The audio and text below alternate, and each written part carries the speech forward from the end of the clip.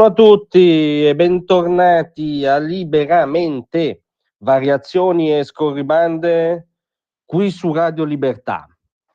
Allora, il blackout storico che ha coinvolto la Spagna e il Portogallo e anche un pezzo di Francia meridionale è stato anche il blackout di un dogma.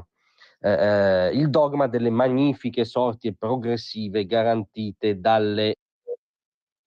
da fonti rinnovabili. E diciamo che l'ennesima conferma, se ce ne fosse bisogno, che quando si affrontano materie come la politica energetica, anche la tecnica energetica, il dogma non deve avere posto. Il dogma ha a che fare, nel migliore dei casi, con la religione, ma è già inserito all'interno di un discorso, nel peggiore dei casi con la superstizione. E ce lo dice oggi meglio davvero di tutti, Gian Claudio Torlizzi, con un editoriale su Il Giornale che consiglio davvero a tutti. Torlizzi, oltre che un collega, un editorialista, è uno dei massimi esperti di commodities, di materie prime e di energia. E partendo dal caso spagnolo seziona il mito appunto ideologico superstizioso delle energie rinnovabili, senza scadere ovviamente in un mito opposto, cioè in una demonizzazione a prescindere, ma riportando nella realtà l'accaduto e qualunque discorso in prospettiva sulla politica energetica europea.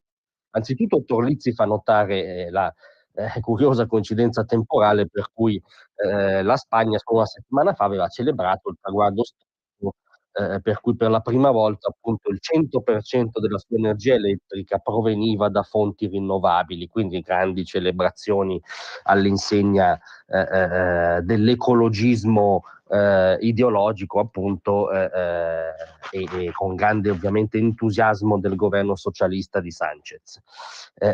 Questo avveniva solo una settimana fa. Dopodiché è avvenuto questo blackout che non ha pari nella storia, e Torlizzi lo analizza anche tecnicamente.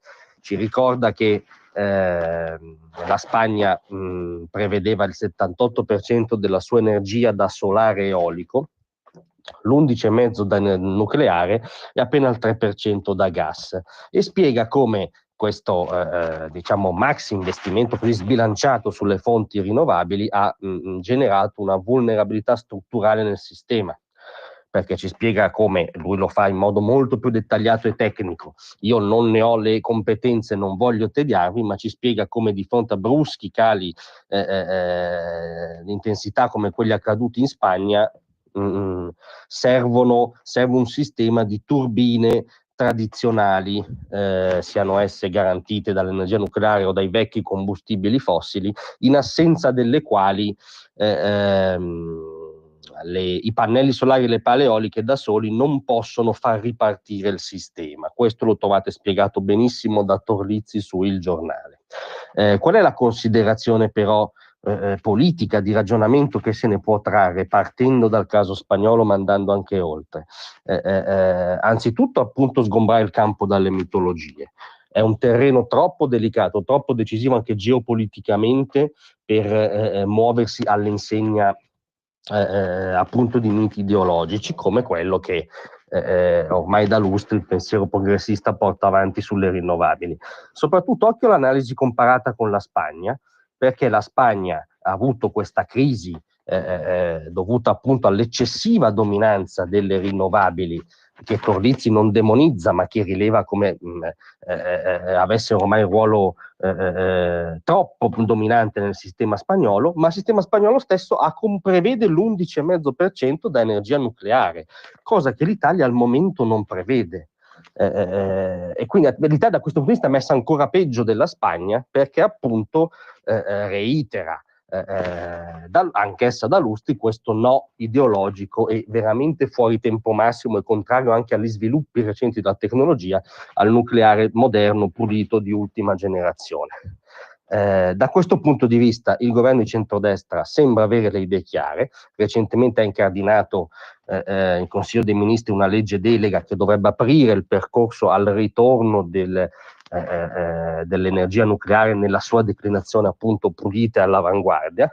È stato un primo passaggio ma epocale, perché implica una mappatura delle vecchie centrali, un piano di smaltimento dei rifiuti, uno sullo sviluppo e sulla ricerca, un'autorità indipendente che certifichi la qualità delle nuove centrali. È stato un primo passo importante. Anche recentemente, giustamente, il ministro Salvini ha ribadito che è anacronistico non riporsi il tema del nucleare, non sdoganare il grande tema dell'energia nucleare. Tra l'altro è addirittura un cortocircuito se portato avanti da ambientalisti che si oppongono al fossile, ma appunto anche a una delle principali alternative che abbiamo.